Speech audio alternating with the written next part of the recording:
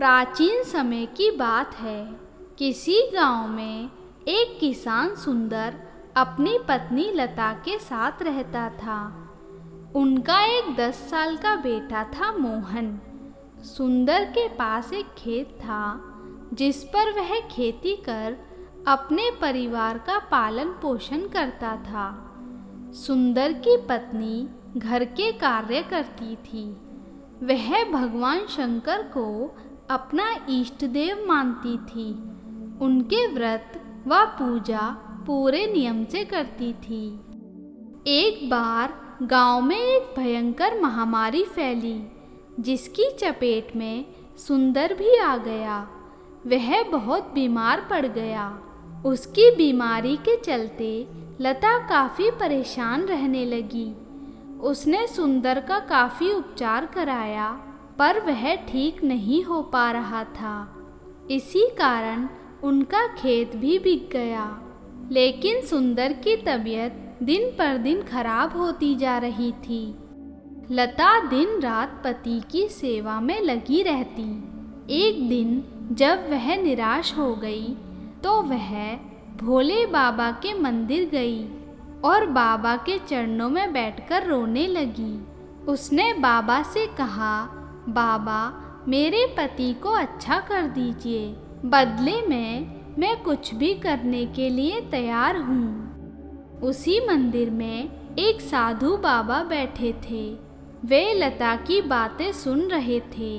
जब लता वापस जाने लगी तो उन्होंने कहा, बेटी तुम क्यों परेशान हो? लता ने उन्हें सारी बात बता दी।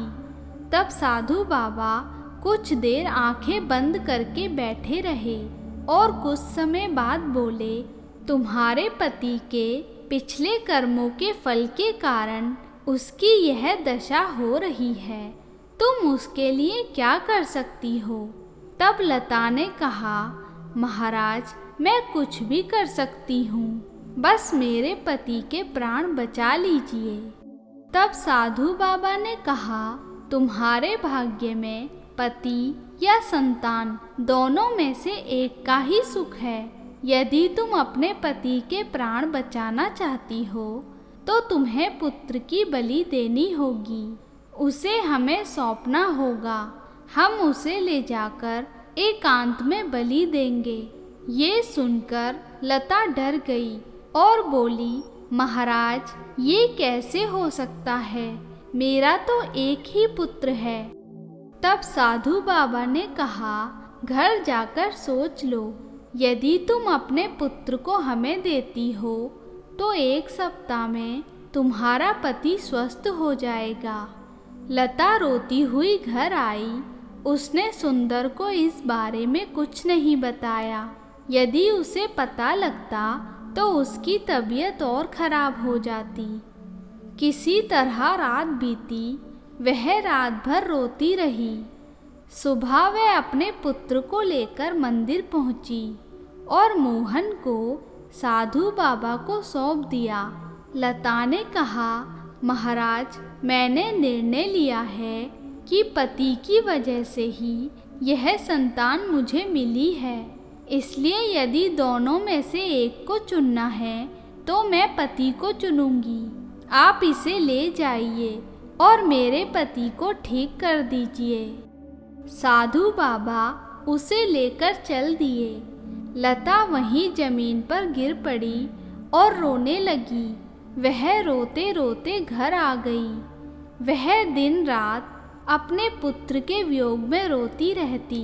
इधर धीरे धीरे उसका पति ठीक होने लगा और ठीक 8 दिन बाद वह स्वस्थ हो गया।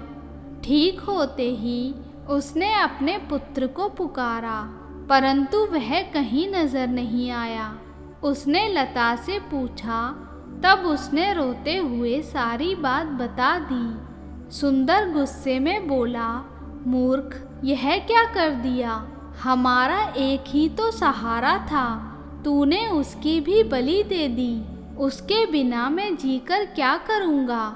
जा उसे कहीं से भी लेकर आ, तभी मेरे घर में पैर रखना। यह कहकर उसने लता को घर से निकाल दिया। वह रोती हुई उसी मंदिर में पहुंची। वहाँ वही साधु बाबा बैठे थे। वह उनसे अपने पुत्र को वापस करने की प्रार्थना करने लगी। तब साधु बाबा ने कहा, मैं तुम्हारे पुत्र को वापस नहीं ला सकता, पर यदि तुम सुख से जीना चाहती हो तो पुत्र को भूलकर पति की सेवा करो। लता ने कहा, महाराज, वे तो मेरी शकल भी नहीं देखना चाहते। तब साधु बाबा ने कहा, कल से सावन शुरू हो रहा है। तुम सावन के चारों सोमवार का निर्जला व्रत रखो।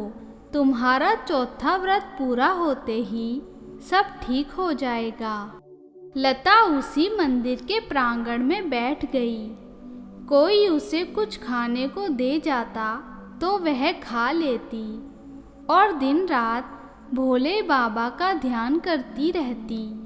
उसने चारों सोमवार के निर्जला व्रत किए। चौथे सोमवार को जब उसका व्रत पूरा हो गया, तब उसी समय उसका एक पड़ोसी उसके पास आया और कहा, तुम्हारा पति बेहोश पड़ा है, घर जाकर देखो। वह दौड़ी दौड़ी घर पहुंची। तब आसपास वालों ने कहा, यह पुत्र के वियोग में भूखा प्यासा रह रहा था, तभी आज बेहोश हो गया। लता ने उसे होश में लाने की काफ़ी कोशिश की, पर वह होश में नहीं आया। वह उसके पास बैठकर रोने लगी और प्रार्थना करने लगी कि हे भोलेनाथ, हमसे ऐसी क्या भूल हो गई जो मुझे व मेरे परिवार को इतने कष्ट मिल रहे हैं। तभी उसके घर में वही साधु बाबा आए और कहा, बेटी, तुम क्यों रो रही हो? लता ने कहा, बाबा, मैं तो दोनों तरफ से हार गई। पुत्र की बलि दे दी और पति को भी ठीक नहीं कर पाई। तभी वह साधु बाबा भोले बाबा के रूप में प्रकट हुए। उन्हें देखकर लता उनके पैरों में गिर गई। तब शिवजी ने कहा, बेटी, मैं तुम्हारी परीक्षा ले रहा था। मैं देखना चाहता था कि तुम्हारा मेरे ऊपर कितना अटूट विश्वास है। पुत्र की बलि देकर पति द्वारा धिक्कारने पर भी तुम्हारा मेरे पर से विश्वास कम नहीं हुआ। तुमने मेरे चारों व्रत पूरे किए। तभी बाबा ने मोहन को आवाज़ दी। वह बाहर से मुस्कुराता हुआ आ गया। बेटे की आवाज़ सुनकर सुंदर को भी होश आ गया। बाबा ने प्रसन्न होकर उनके घर को अन्न धन से भर दिया। दोनों पति पत्नी बाबा के चरणों में नतमस्तक हो गए। उसके बाद बाबा अंतर्ध्यान हो गए। सावन के चारों सोमवार का व्रत करने व शिवलिंग पर दूध, जल व बेलपत्र आदि से अभिषेक करने से शिवजी प्रसन्न होते हैं व अपने भक्तों की हर मनोकामना पूर्ण करते हैं। हे भोले बाबा, सावन के महीने में आपकी पूजा करने वाले हर भक्त को उसके कष्टों से मुक्ति देना।